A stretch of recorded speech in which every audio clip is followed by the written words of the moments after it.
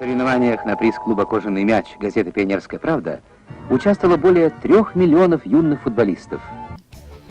Легендарный детский турнир по футболу «Кожаный мяч» отмечает 50-летний юбилей. В далеком 64-м великий советский футболист Лев Яшин предложил организовать соревнования среди дворовых команд. В первом же турнире приняло участие около 3 миллионов мальчишек со всей страны. Чемпионом стала команда «Чайка» из Минска.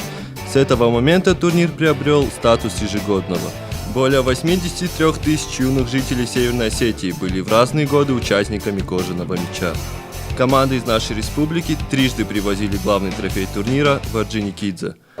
Кожаный мяч открыл дорогу в большой спорт Станиславу Черчесову, Юрию Газаеву, Игорю Яновскому, Алану Загоеву и многим другим известным футболистам. Сегодня славные традиции турнира продолжаются. Здесь, на стадионе «Юность», проходит очередной республиканский этап.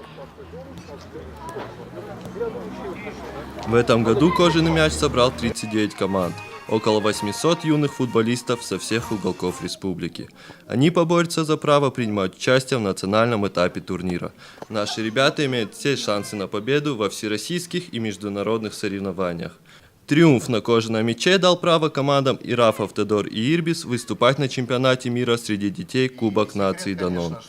Большую поддержку юные футболисты получают от Министерства спорта Северной Осетии. Каждый год 1-2 команды. Бывает и что по всем возрастным группам наши ребята становятся победителями. Вот в прошлом году команда селения Октябрьская у нас победила в турнире «Кожаный мяч». И они вот на днях выезжают в Рио-де-Жанейро. Там спортивный лагерь будет футбольный под патронажем ФИФА. Там им мастер-классы будут давать такие именитые футболисты, как Бебетто, Ромарио и другие. Для Северной Осетии «Кожаный мяч» имеет особое значение. Почти 40 лет назад в нашей республике прошел финал всесоюзных соревнований. Тогда чемпионом стала команда «Надежда» из Орджоникидзе. Главный судья первенства Эдуард Бегизов – один из тех, кто блистал на полях турнира.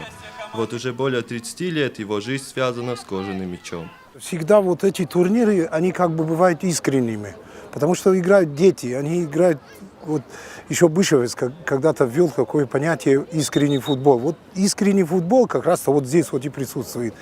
Соревнования продлятся до 18 июня. Нет сомнений, что футбол будет действительно искренним и бескомпромиссным. Юношеский задор, азарт и страсть – все, что нужно для честной борьбы.